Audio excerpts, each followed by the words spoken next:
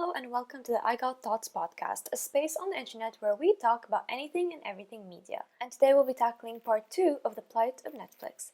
Thank you for joining me in Veiling I Don't Know Her, an episode all about the misrepresentation of Muslim women in media.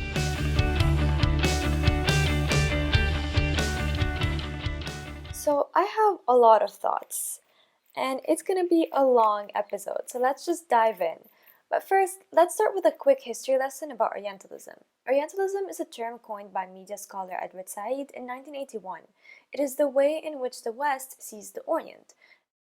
Orientalist ways of framing the Middle East relies on caricatures and polarized constructions of culture and politics. So while the West is presented as the beacon of civilization, Arab society comes to personify the very opposite, marred in barbarism. And the way in which Arabs and Muslims have been portrayed in media is explored by Jack Shaheen in his book and short documentary called Real Bad Arabs. In it, he distinguishes three categories for Muslim women. He talks about the veiled shadow. These are usually women that we see in film and TV shows. They are usually wearing a black burqa, covering their faces. They're kind of just moving around in the streets. We never really know who they are. And they're usually portrayed as oppressed. Next, we have the sexualized object. A perfect example of this is Aladdin and the three ballet dancers. And the last one is the bomb, which is usually oppressed but also a terrorist, maybe a suicide bomber, if you will. Now, you might be wondering why I'm talking about concepts from the 1980s. And that's to show that misrepresentation of Muslim women dates back years and it's still persistent.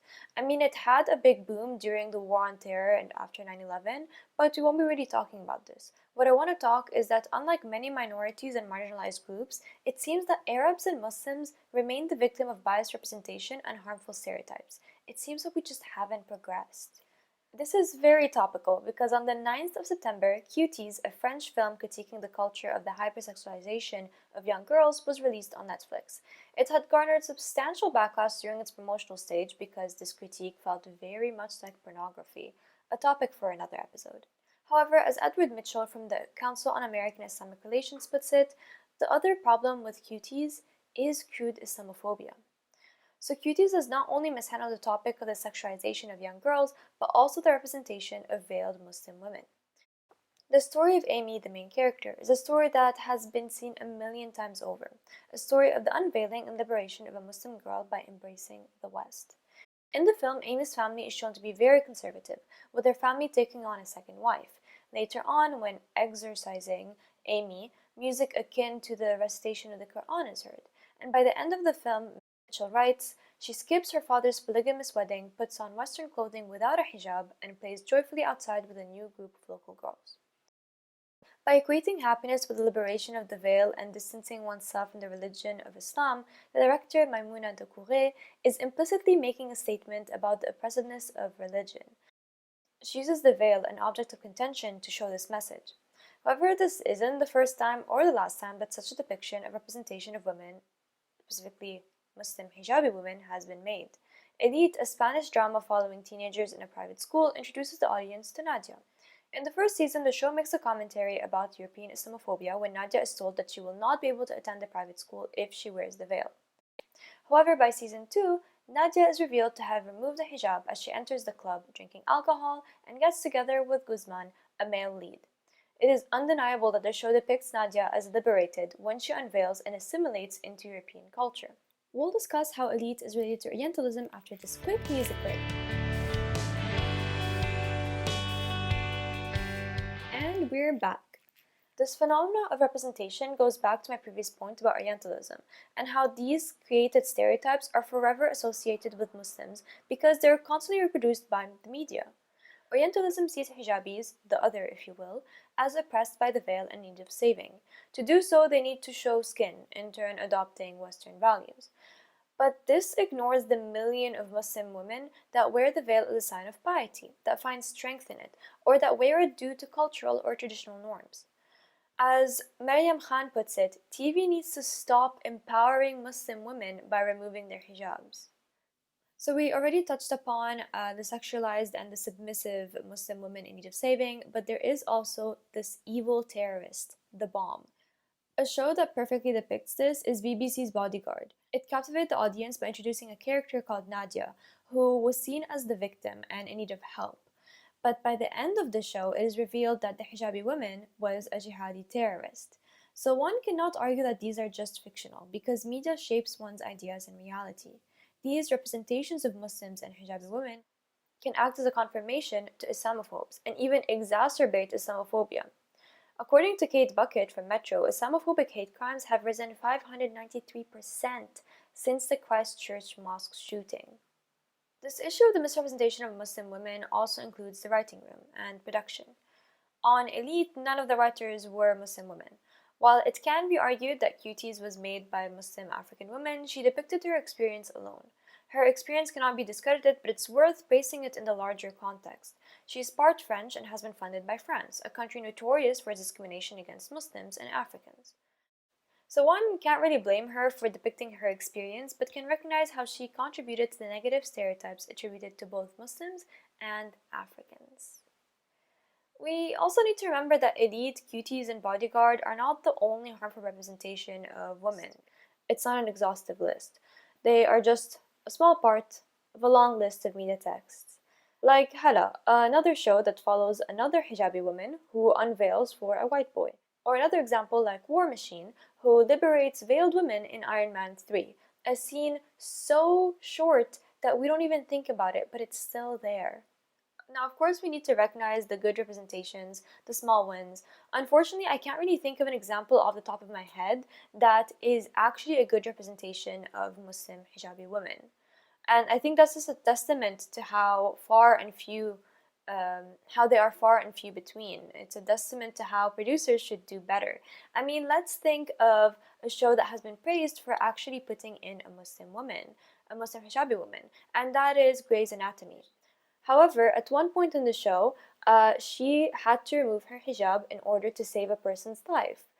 Or 911 Lone Stranger, who had their first hijabi firefighter, who at one point loses her hijab and the men have to come and form a wall around her as she puts it on. Except, as soon as the hijab falls, we see that she has beautiful, long, flowy hair. Again, these are not good representation of Muslim Arab women because they're not even accurate. I mean, it has also been criticized for the fact that this firefighter, her name is Mirjan in the show, doesn't even pray right. So this goes back again to the idea that we need Muslim women in the writing room. They need them on set in order to help out. Another show that has been praised for depicting a Muslim hijabi woman, especially because it depicted a queer Muslim hijabi woman, is the show The Bold Type. In it, there is a character called Adina, who is a Muslim woman. And she wears the hijab in a slightly different manner, wherein she's not covering her neck, which isn't an issue in and of itself. However, it seems like the producers cherry pick where they want her religion to fall under. Because while her hair is covered, her chest is very much exposed with a very low neckline. And these aren't necessarily issues, except for the fact that hijabi Muslim women don't usually wear outfits like that. So here we see that these representations, no matter how good they are, they're either too little too late or they're just not even that good. They just never really go the full mile. They don't learn about the culture. They don't really try to make it realistic. So what can we really do about it? Now, interestingly, after a moving speech by actor Riz Ahmed, Saida Habib and Shaf Chaudhry created a test akin to the Bechdel test.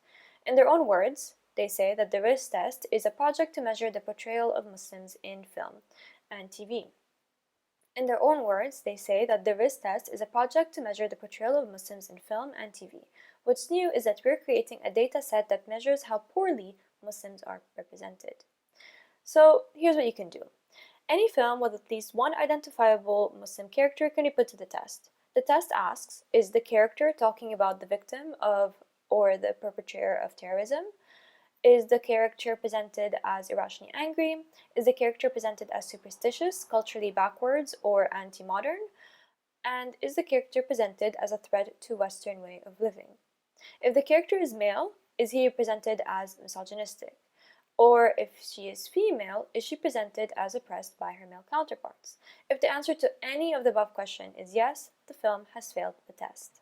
Now, it's not shocking that many critically acclaimed shows failed the test. Chowdhury even mentioned in an interview with The Conversation that Bodyguard failed all 5 criteria of the Riz test within the first 20 minutes of its first episode. Habib also added that there are serious consequences to the misrepresentation of Muslim women. Muslim women, especially those visibly marked by the hijab, are often targets of abuse and Islamophobia. So, to put it simply, the misrepresentation of Muslim hijabi women is one that exacerbates negative stereotypes associated with Islam and Arabs. Without the input of Muslims on and off screen and the aid of streaming services, Islamophobia in the media will continue to proliferate into every corner of the world. So, while the hijab can be forced onto women, the story has already been told 1,000 times. It is now time to give voice to hijabi women who find empowerment without letting go of a part of themselves and subscribing to the doctrine of Western superiority. Or even Muslim women, they don't need to wear the hijab if you can't do it right. And it's honestly kind of ironic how the West sees itself as superior or forward when we're talking about gender issues, when they themselves still have problems when it comes to sexism in their shows and their films and the portrayal of women, even if they are white cis women. So next time you watch a show or a movie, try the Riz test and tweet at us the results. We'd love to see what you find. See you in our next episode about sexualizing minors. I was your host, Lisa Hamoud, and this was part 2 of The Plight of Netflix. If you want to keep up with the I Have Thoughts podcast, check us out on Instagram and Twitter at I Have Thoughts P. Until next time, stay safe, stay healthy, and keep on thinking. And Hollywood, do better. Bye!